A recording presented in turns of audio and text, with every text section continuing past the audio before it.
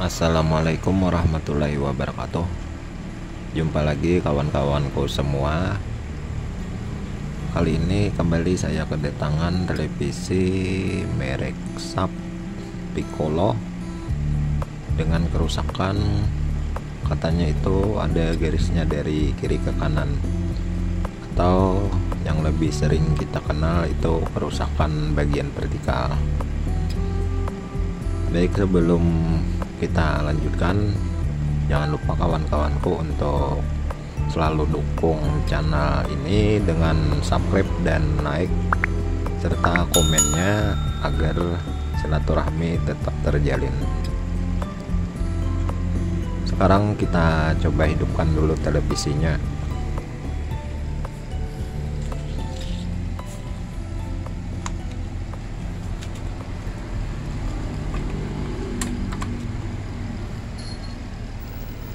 Ini lampu indikator sudah nyala dan start. Coba. Nah, ternyata tampilannya seperti ini. Ya, ini gambarnya kelihatan cuma bergelombang. Lebarnya cuma sekitar 15 cm di tengah. Berdasarkan pengalaman yang saya temui, untuk kerusakan seperti ini disebabkan oleh putusnya lilitan defleksi untuk bagian vertikalnya. Kita lanjutkan. Untuk televisinya sudah saya buka. Nah, ini adalah penampakan dari defleksi. Untuk kawan-kawan yang belum tahu di mana atau apa itu defleksi, ya inilah defleksi sebuah televisi. Ini untuk fungsinya untuk membuka gambar baik vertikal atau horizontal. Jadi pada defleksi ini terdapat lilitan kawat, ini kawat tembaga, cuma untuk sekarang ini kebanyakan terbuat dari aluminium. Ada dua lilitan, yaitu untuk lilitan vertikal.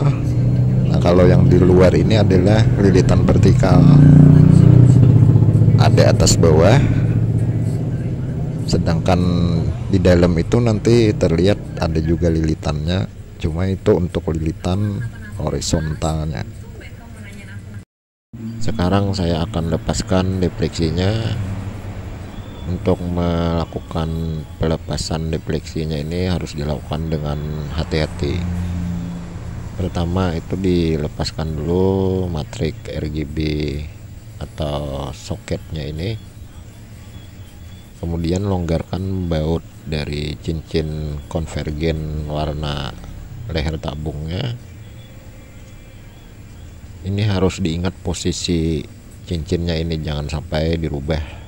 Nanti bisa merusak tampilan gambarnya, bisa berbayang, bisa blur dan sebagainya.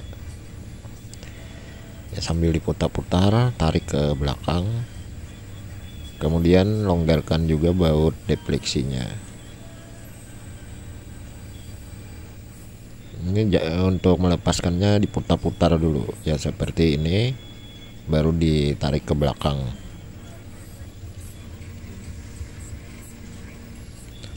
Itu ada kabel defleksi menuju mesin, kita lepaskan juga dulu soketnya.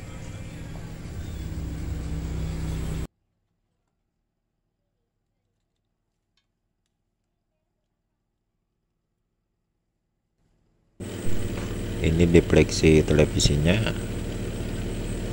Pada defleksi ini ada dua bagian, yaitu bagian vertikal dan bagian horizontal. Untuk bagian vertikal ini terdapat di luar.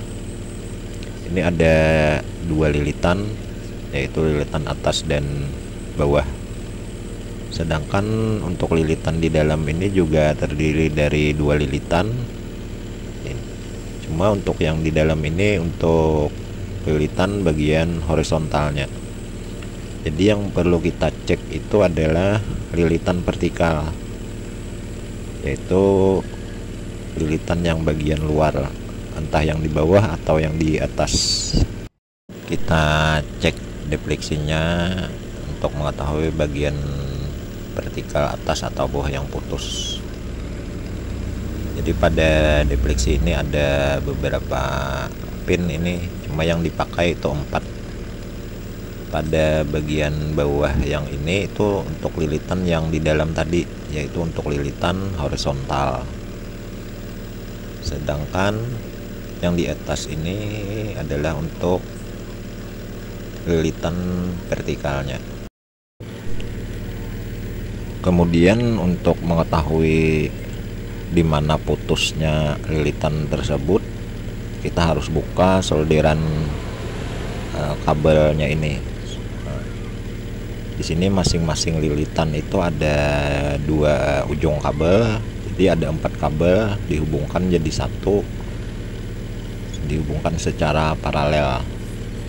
Nah, jadi buka solderannya, kemudian kita ukur apakah putus atau tidak.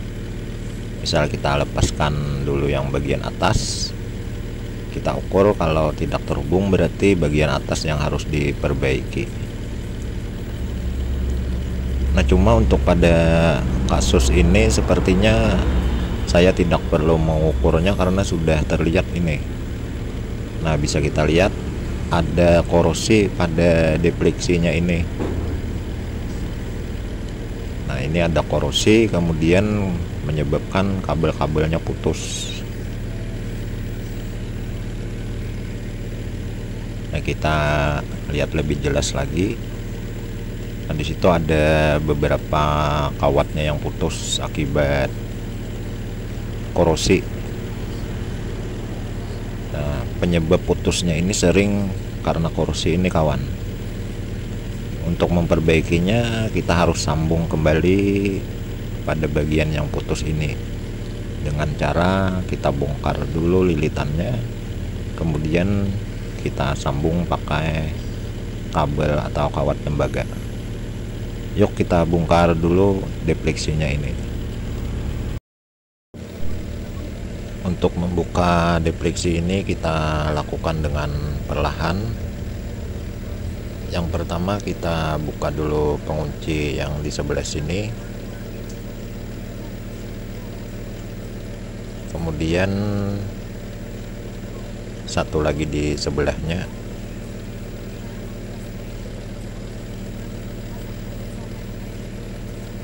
kemudian lagi lemnya ini kita buang. Cuma dalam melakukannya itu harus hati-hati, nanti jangan sampai kawatnya itu ikut terbuka atau terangkat pada bagian lem yang menempel ini. Kita buang lemnya dengan perlahan, jangan sampai mengenai kawat lilitannya, nanti bisa putus. Congkel dengan perlahan saja.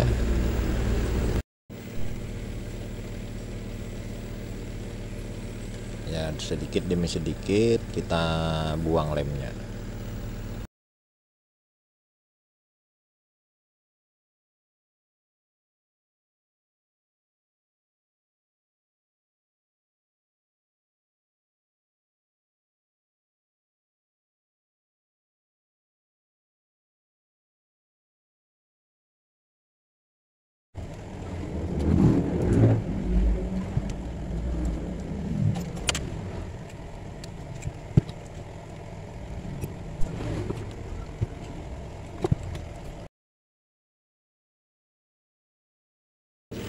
Nah, ini untuk lemnya sudah cukup bersih. Kemudian kita buka dengan cara mencongkelnya dengan perlahan. Nah, sudah terlepas dan bisa kita lihat lagi bagian kawat yang korosi. Ini ada beberapa lilitan yang putus, dan putusnya ini terletak di ujung atau akhir lilitan. Jadi untuk memperbaikinya ini terpaksa lilitannya ini kita bongkar semua, kemudian nanti dililit ulang. Kalau yang putus itu cuma satu lilitan, itu bisa langsung kita sambung tanpa harus membongkar lilitannya. Karena ini di ujung, jadi kita bongkar lilitannya, kemudian kita lilit ulang lagi. Kita bersihkan dulu dari sisa-sisa lem yang masih menempel pada lilitannya ini, karena masih ada bekas-bekas lemnya. Kemudian saya cari ujung atau awal dari lilitannya untuk memudahkan membuka lilitan supaya kawatnya ini tidak rusak. Nah, sepertinya dari sini kita buka lilitannya. Nanti kawatnya ini kita gunakan kembali untuk dupleksinya ini. Sedangkan yang putus itu misalnya ada 10 cm, kita ganti lagi dengan 10 cm.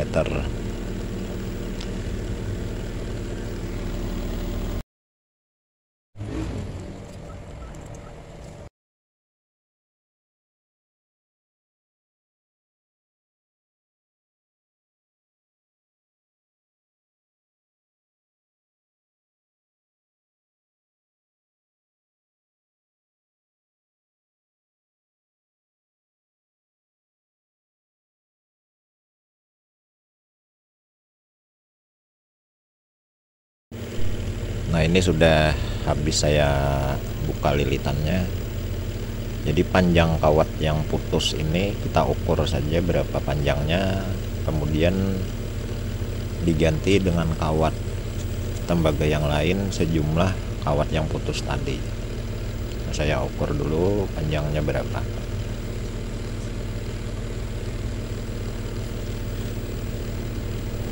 Di ini sekitar 35 cm lah kita potong.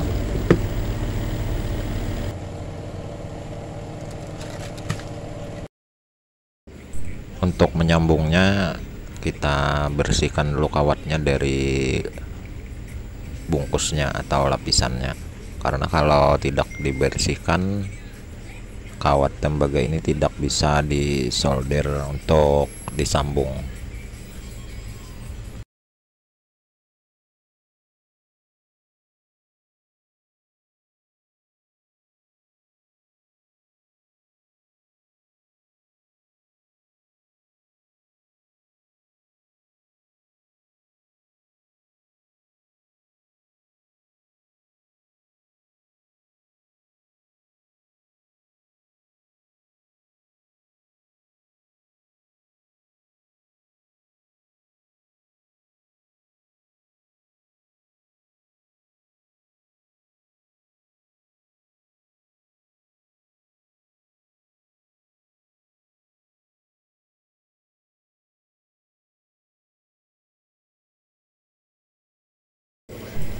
Sambungannya harus dipastikan kawatnya terhubung dengan kuat.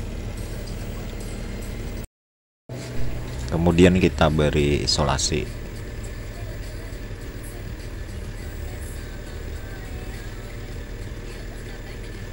Ya, cukup sedikit saja isolasinya agar tidak tebal, nanti lilitannya tidak gembung akibat isolasi ini.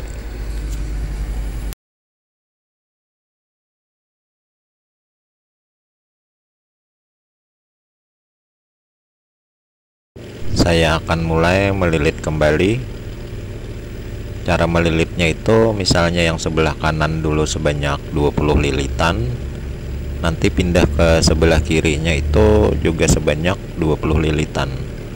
Dalam melilitnya ini jangan menumpuk, harus menyebar. Kalau menumpuk nanti lilitannya itu tebal.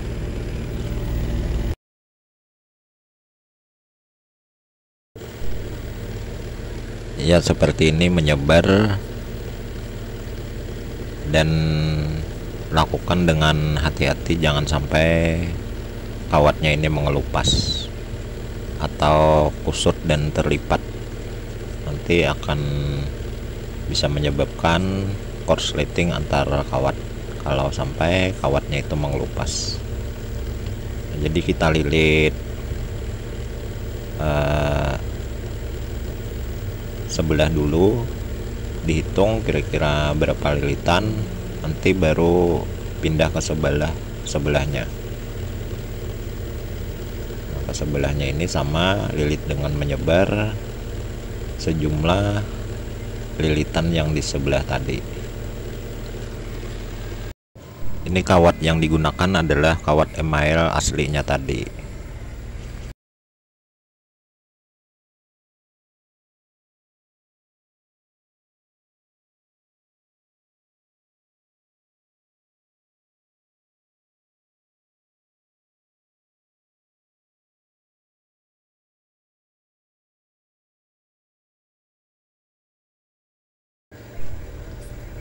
Nah, inilah lilitan yang sudah selesai saya gulung. Nanti kita pasang kembali ke depleksinya.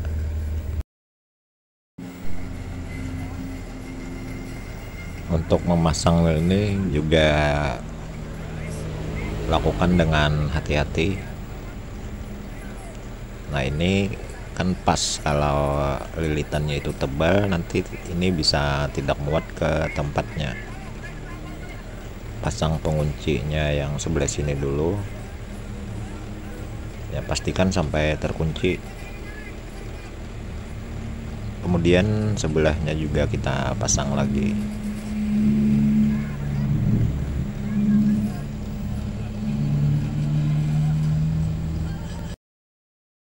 Setelah penguncinya terpasang dengan baik, kita lanjutkan dengan menyolder kabelnya. Jadi ujung yang sebelah kiri bawah diparalel dengan ujung sebelah kiri atas. Sebelum disolder, kita bersihkan dulu ujung-ujungnya dari lapisan kawatnya ini, supaya bisa menempel dengan kuat pada pinnya tadi.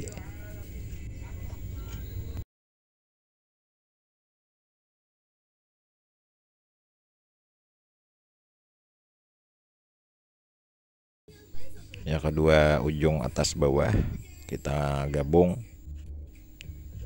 kita lilitkan ke pinnya ini, nanti baru kemudian kita solder.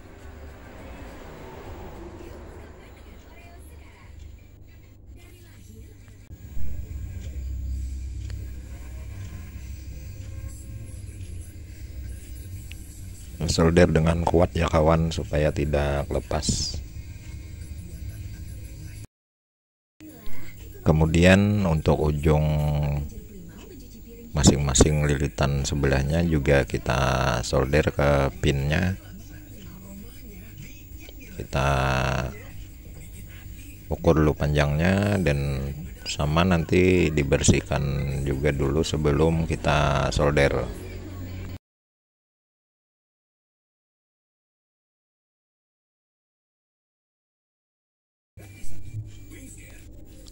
Ya, kita gabung jadi satu juga.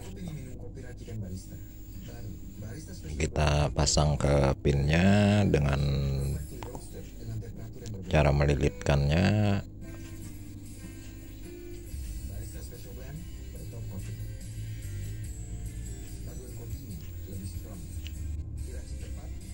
Ya, ini sudah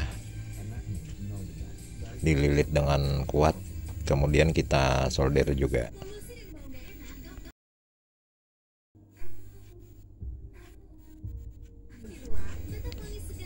Baik, sekarang depleksinya kita pasang kembali ke televisinya.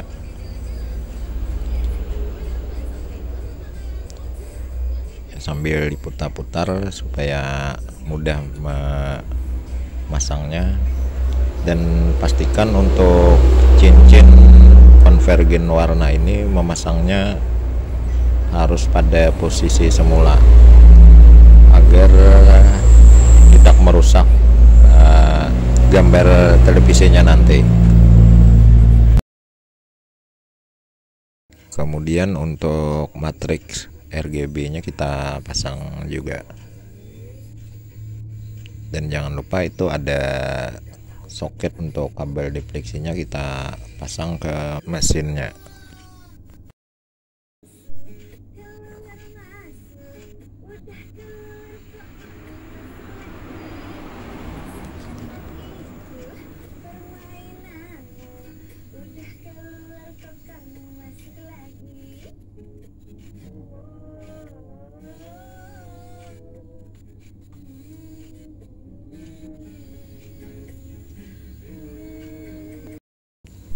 Sekarang saya coba hidupkan televisinya.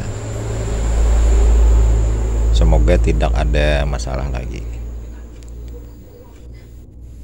Nah, ini alhamdulillah bahwa televisinya sudah bisa hidup dengan sempurna.